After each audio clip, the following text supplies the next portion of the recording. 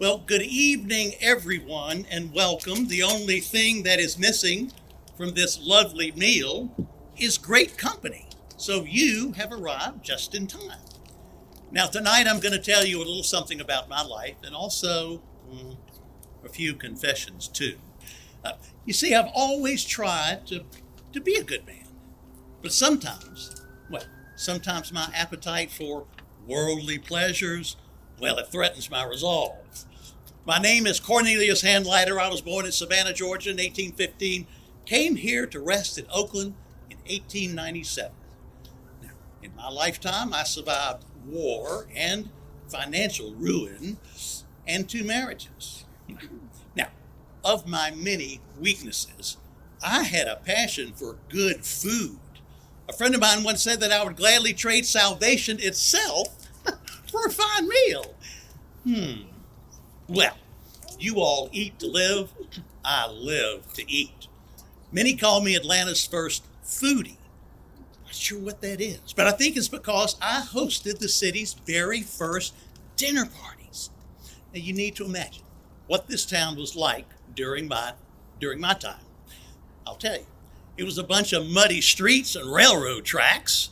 There was a few fine houses scattered about, but for the most part, it was a world of flavorless stews and biscuits. Although I do love a hot biscuit, slathered with butter. But I rebelled against these dull suppers, transformed our evenings into elegant and lively dinner parties, all of them overflowing with the sound of clinking crystal glasses and laughter. Oh, I was known to order great shipments of shrimp and oysters in the shell. Oh, my friends, is there no clearer proof of God's grace than in a glistening oyster? Is there no greater joy than a bountiful table shared with friends and family? Charming ladies. Ma'am? Oh, I promised that I would not flirt so tonight, inasmuch as my second wife, Anne, is buried nearby. Well, in spite of my indulgent nature, I once supported the temperance movement. Of course, it advocates for the complete abstinence of all drink, although wouldn't you think there'd be an exception for champagne? And who does not relish a glass of brandy after supper? Oh, I see some of you are imbibing here tonight. Well, bravo, bravo. Oh, for heaven's sakes, who am I kidding? The only reason I was drawn to the temperance movement was for the headlines it made. It helped me sell newspapers. You see, aside from my love affair with food, I had a lifelong romance with the written word. Now later tonight, you'll meet another writer.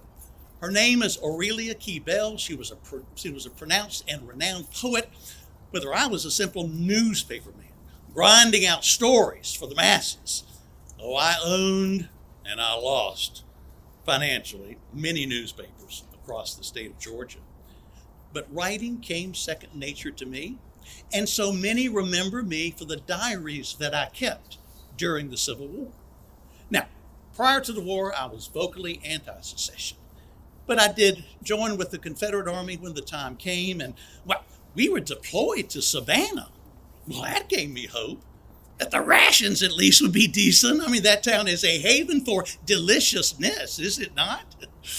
Now, while we were there, we saw little fighting action, but it did not protect us from the horrors of that war. Cholera, dysentery, and malaria all swept through the ranks. I myself grew very ill indeed, sweating profusely and pains in my chest, which, truth be told, is probably more due to my love of butter and biscuits. But I knew if the bullets didn't get me, a heart attack would. But I survived, and so did my diaries. They are still studied today as chronicles of that horrible war. You can find them housed in the Atlanta History Center. And my writing helped me stay true to my 2 wives. Now, my first wife, later in our marriage, I lost in childbirth.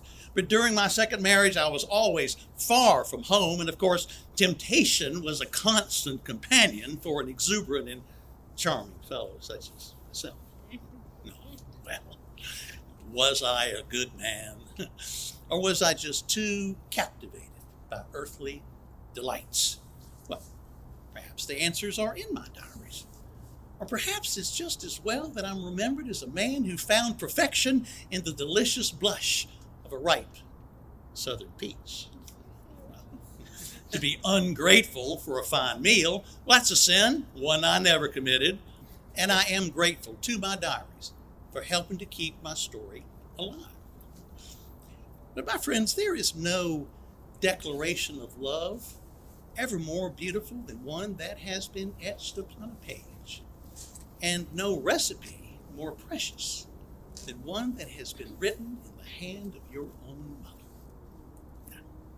You've been a wonderful audience and a great company to me tonight. I hate to finish the dinner party and see you go, but please do this for me. Come back and visit. And when you do, whisper to me about some wonderful meal that you've eaten or some beautiful dish that you've created, because I will long to hear about your delectable escapades. Before you go, I'd like to raise a toast and do what I would ask my dinner party friends to do many years ago, and that is to repeat my mantra, which is to live life to the fullest. So on the count of 3, 1, 2, 3. Live life to the fullest. Good night, everyone, and thank you. Thank you. Oh, a little too much champagne, maybe.